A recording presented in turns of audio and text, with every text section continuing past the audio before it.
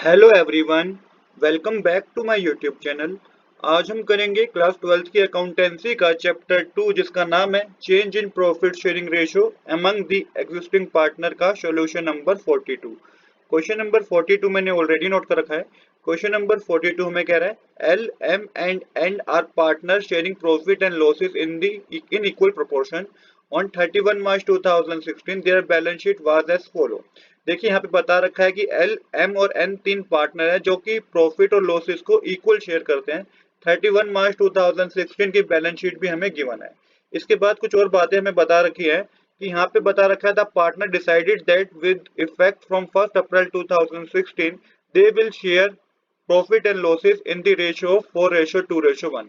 यहाँ पे बता रखा है कि 1 अप्रैल 2016 से उन्होंने अपनी प्रॉफिट शेयरिंग रेशियो में चेंज किया है जो कि वो अब 4:2:1 होगी।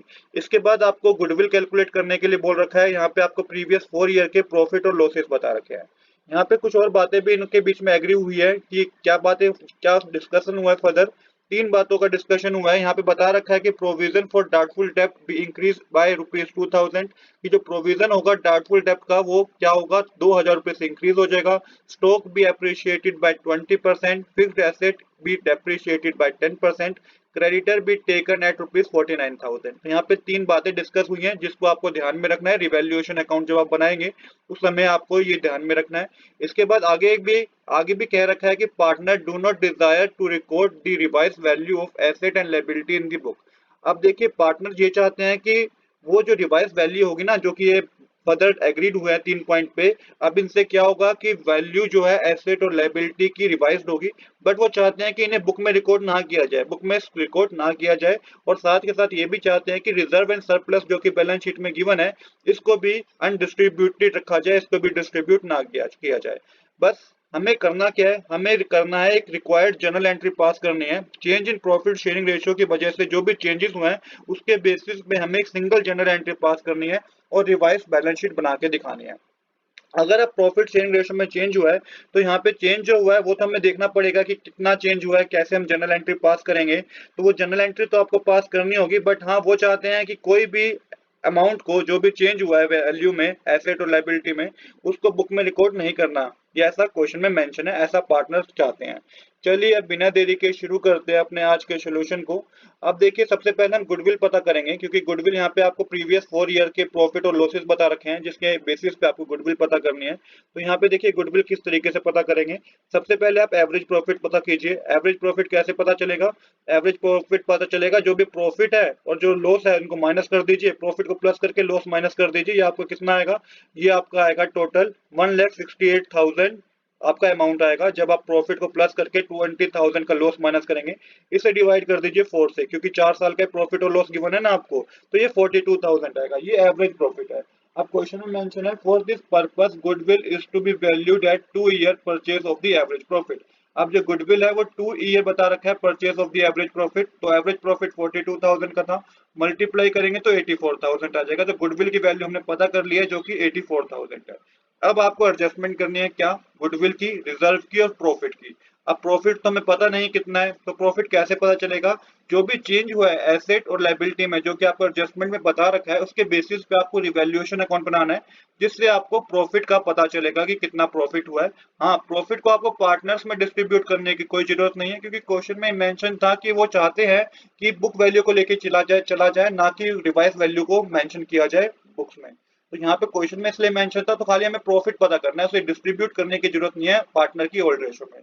तो चलिए अब एक बार रिवैल्यूएशन अकाउंट बनाते हैं। तो सबसे पहले प्रोविजन फॉर डाउटफुल डेब्ट इंक्रीज हो गए 2,000 रुपीज से, तो ये क्या हुआ है, ये डिक्रीज हुआ है एसेट में। तो यहाँ पे मेंशन कीजिएगा टू प्रोविजन फॉर डाउटफुल डेब्ट, डेबिट साइड मेंशन करना है, 2,000 रुपीज का अमाउंट मेंशन कीजिएगा। स्टॉक जो है 20% से अप्रिशिएट हो गया है, तो इंक्रीज हुआ है यहाँ पे वैल्यू ऑफ एसेट में। तो यहाँ पे आपको क्रेडिट साइड मेंशन करना है, बाय स्टॉक अकाउंट लिख के आप अमाउंट को फिल कीजिएगा। अब 20% जो आपको कैलकुलेट करना है ना, 1,80,000 का 20% कैलकुलेट करना है। तो 1,80,000 का स्टॉक था, इसका 20% कैलकुलेट करके आपको अमाउंट को में लिखना है। फिक्स्ड एसेट जो है डेप्रिशिएट हुआ है 10% से, तो यहाँ पे डिक्रीज हुई है वैल्यू एसेट की। तो टू फिक्स्ड एसेट लिख के 2,20,000 का 10% कैलकुलेट करेंगे तो 22,000 रुपीज आएगा। नेक्स्ट हमारे को गिवन है क्रेडिटर भी टेकन एट ₹49,000। क्रेडिटर कितने गिवन थे बैलेंस शीट में? 58,000 के गिवन थे। अब क्या हो गया कि क्रेडिटर की वैल्यू भी डिक्रीज हो गई है, 49,000 हो गई है। कितने से डिक्रीज हुई है? 9,000 से डिक्रीज हुई है। तो 9,000 का अमाउंट आपको क्रेडिट साइड लिखना है। अब चलिए टोटल करते हैं, तो टोटल करके क्रेडिट साइड का टोटल 45,000 आएगा। इसका मतलब प्रॉफिट जो रिवैल्यूएशन अकाउंट से हुआ है वो है 21,000 रुपीज का। तो यहाँ पे हमारी डेबिट साइड और क्रेडिट साइड इक्वल हो जाएगी। अब करना क्या है, जनरल रिजर्व, प्रॉफिट जो 21,000 का हुआ है और जो गुडविल हमने पता करी है, तीनों को ऐड करके 1,47,000 पे एडजस्टमेंट करनी है, एक जर्नल एंट्री पास करनी है। अब एडजस्टमेंट कैसे कर पाएंगे हम तीनों पे? यहाँ पे मैंने प्रॉफिट के अमाउंट को लिया है, जनरल रिजर्व के अमाउंट को लिया है, और साथ के साथ जो अभी आपने गुडविल कैलकुलेट की थी 84,000 रुपीज की, उसका अमाउंट लिया है। तीन चीजों के अमाउंट की अब आपको एडजस्टमेंट करनी है। इसके लिए आपको क्या पता होना चाहिए? उसके लिए आपको सैक्रिफाइसिंग रेशियो और गेनिंग रेशियो का पता होना चाहिए, तभी तो आप कर पाएंगे जनरल एंट्री। अब सबसे पहले एल का हम पता करेंगे कि एल ने सैक्रिफाइस किया कि गेन किया है। इसकी ओल्ड रेशियो हमें पता है 1/3 है। न्यू रेशियो जो पार्टनर की है वो 4:2:1 है, तो 4/7 होगा। एलसीएम लेके 21 आएगा। 3 के टेबल में 21 7 पे आता है, 7 को 1 से मल्टीप्लाई करेंगे तो 7 ही आएगा।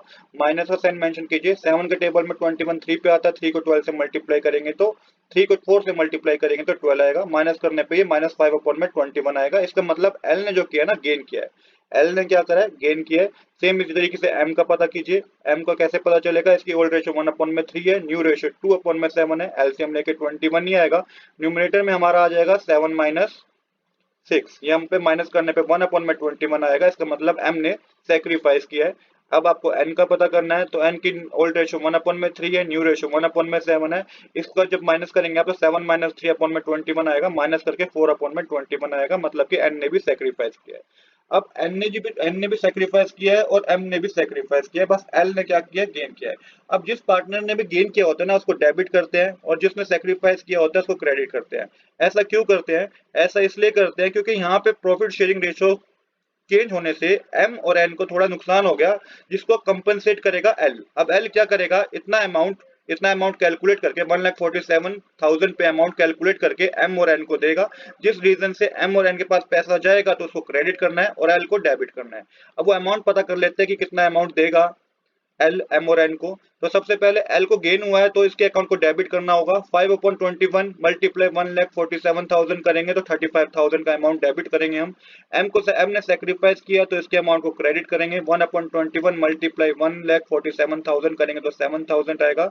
और सेम इसी तरीके से एन को भी, एन का भी क्या, एन ने भी सेक्रीफाइस किया तो इसके अकाउंट को भी क्रेडिट करेंगे। तो 4/21 मल्टीप्लाई 1,47,000 करेंगे तो 28,000 आएगा। जर्नल एंट्री होगी L capital account debit to M capital account to N capital account. 35,000 को डेबिट कीजिएगा, एम में 7,000 को क्रेडिट और एन में 28,000 को क्रेडिट कीजिएगा। जर्नल एंट्री होगी adjustment of reserve, goodwill and revaluation profit due to change in profit sharing ratio. तो ये प्रॉफिट शेयरिंग रेशियो की वजह से जो चेंज हुआ उसकी एडजस्टमेंट करी हमने।